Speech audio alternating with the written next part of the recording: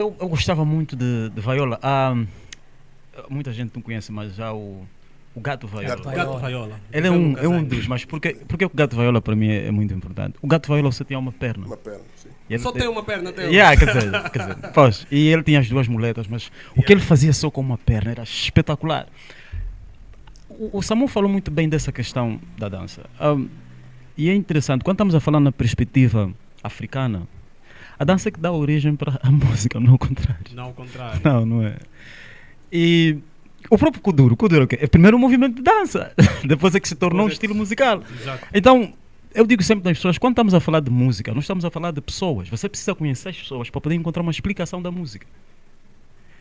E aqui não foi diferente. O Samu, e eu nem sabia, obrigado, eu sempre pensei que o Paulo Kumba era uma pessoa, não eram duas identidades diferentes. Então, eu venho dessa questão da dança, tem a bungula, a bruxa, e é interessante porque a bungula e a bruxa eram dois homens a dançarem.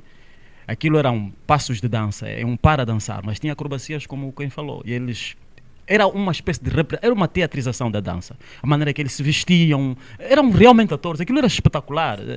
Uma coisa que é muito interessante em Angola, a minha geração tem esse amor pela cultura, porque os primeiros músicos que eu realmente escutei eram músicos angolanos, o Pedrito e os Jovens do Prenda, eu tenho um tio que era músico, e tu tinhas isso na televisão, todos os dias antes de começar o telejornal, tu tinhas uns 15, 20 minutos de música, então você conhecia os músicos. Então a música não era uma coisa estranha a nós, os pais compravam giradiscos, tu tinha aqueles discos LPs, tinhas em casa. O meu primeiro ídolo na música angolana é o Mamorro. E o Mamorro fazia parte dessa geração dos cantores pior, que apareciam num programa, num carrossel, e tinha um programa que acho que o Ministério da Educação que tinha, que era o Pio Pio, em que se organizavam concursos culturais de cultura geral nos bairros, a Rádio Nacional é que patrocinava isso. Então nós somos produto disso. A cultura nós abraçávamos, o carnaval. Então, quando nós começamos a Angola começou a receber muita música internacional, já havia aqui um movimento reggae, já havia um movimento reggae. E o Bob Marley foi muito importante.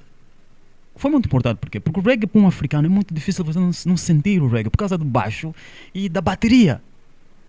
E depois tem a própria música congolesa. Tu tens aquela questão em que o país já passou por aquela questão da guerra civil, né? Tu tens muita gente a voltarem do Congo Democrático. Isso tudo são influências. E eu cresci num bairro, eu sou da Petrangol, mais necessariamente Kikolo, em Dove, em que eu tinha amigos de todas as províncias de Angola. Então tinha essas influências todas. Eu adorava o Jacinto Chipa.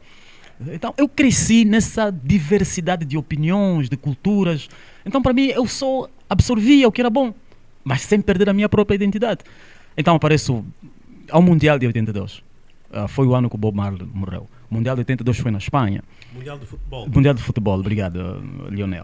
E durante os intervalos dos jogos passava-se muita música internacional. Foi onde eu conheci, por exemplo, Dire Straits, George Michael, os Duran Duran, o próprio Depeche Mode, esses grupos todos, Rolling Stone, passava música. Então nós tínhamos essas convergências todas aí na TPA.